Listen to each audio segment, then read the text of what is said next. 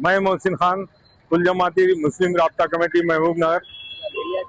जैसा कि आप जानते हैं, पिछले तकरीबन 36 दिन से दिल्ली में जंतर मंतर पर काकरोच पार्टी के जिम्मेदार और हिंदुस्तान भर के तुलबा वहां पर एहतजाज कर रहे हैं। उस एहतजाज को सपोर्ट करने के लिए आज महबूबनगर में भी एक भारी पैमाने पर तुलबा की तंजीमों के अलावा दूसरे तंजीमें और सब आम पब्लिक मिलकर एक भारी रैली महबूबनगर में निकाले हैं। और यहाँ पर भी जो रैली निकाली गई उनका यही डिमांड था, जो 20 बच्चे नीट दोबारा रखने की वजह से खुदकशी कर लिए हैं वो, और दिल्ली में जो मासूम तुलबा पर होम मिनिस्टर अमित शाह के तरफ से जो जालिमाना हमला किया गया उसके खिलाफ आज ये एहतजाजी रैली निकाली गई थी, जिसमें हजारों तुलबा शरीक हुए।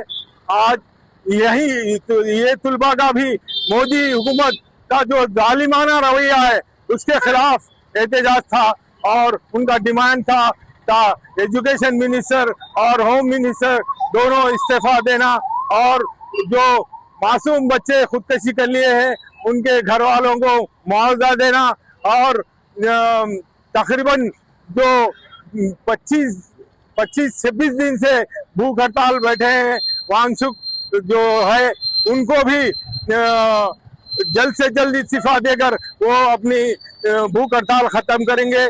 इस्तीफा होने के बाद ही वो भूख हड़ताल पर कायम है।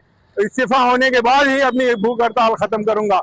लिहाजा बीजेपी हुकूमत को चाहिए जल्द से जल्द इन बच्चों के डिमांड को माने, नहीं तो सारा हिंदुस्तान रोडों पर उतर कर आएगा और बीजेपी हुकूमत का जवाल होने तक, बीजेपी हुकूमत का गिरने तक ये एहतजाज जारी रहेगा। लिहाजा हम सबका डिमांड है कि जल्द से जल्द इस्तीफा लिया जाए।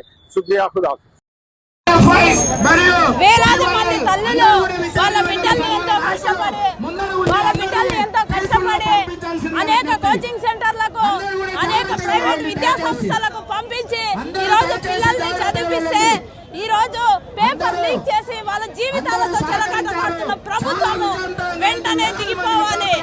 అసలు పేపర్ లీకేజీ అంటే ఒక విద్యార్థి జీవితము.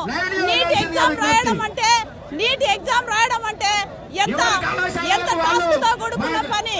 అలాంటి విద్యార్థుల జీవితాలని ఇలా చేయడం కారణము ఎంత. ఈరోజు దేశానికి పనికొచ్చే విద్యార్థులని డాక్టర్లను తయారు చేసే ఒక ప్రముఖమైన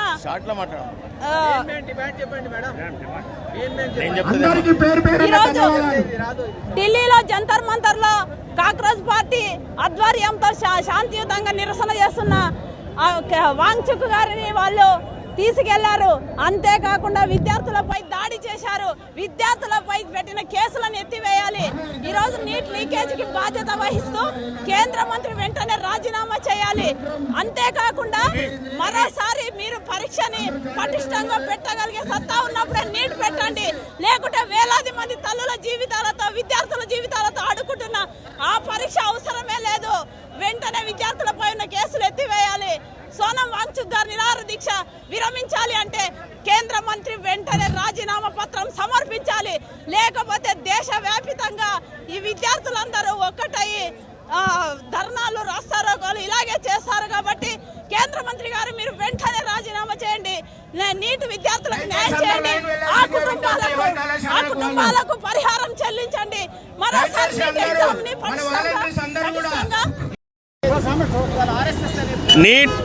నీట్ పరీక్ష పేపర్ లీక్ పై దేశవ్యాప్తంగా ఉన్నటువంటి 22 లక్షల మంది విద్యార్థులకు అన్యాయం జరిగింది.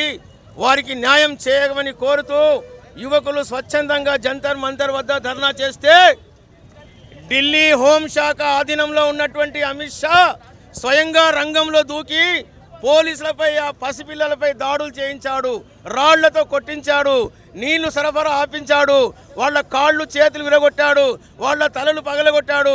మేం కోరుతా ఉన్నాం భారతీయ జనతా పార్టీని.